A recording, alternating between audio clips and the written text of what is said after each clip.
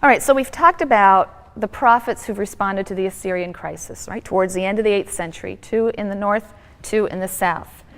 Jerusalem survived the siege of 701 when the Assyrians laid siege in 701, and that gave credence to the royal ideology, the idea that God was with Zion, was with Jerusalem, and was with the house of David and would preserve them. But even so, Judah moves into the next century, into the 600s, in a considerably weakened state after the siege. And it's during that century, the first half of the next century, that Assyria reached the zenith of its power. In Judah, you have King Manasseh reigning. Now, King Manasseh reigned for nearly 50 years. We're not sure of exact dates, but somewhere around the 690s to the 640s, about 640.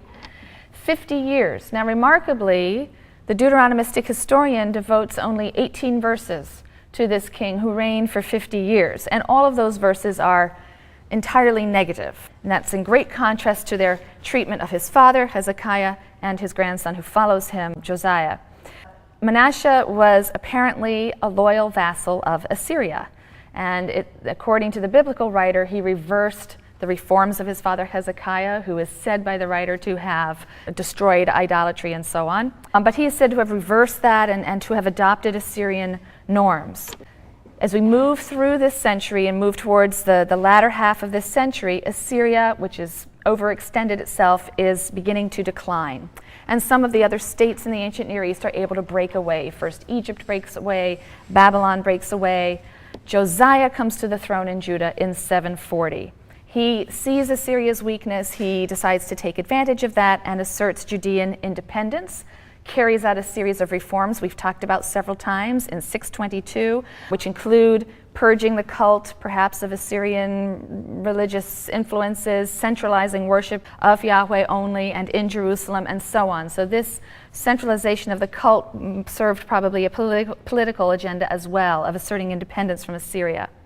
Assyria is continuing to decline towards the end of this century, and in 612, the capital, Nineveh, will fall.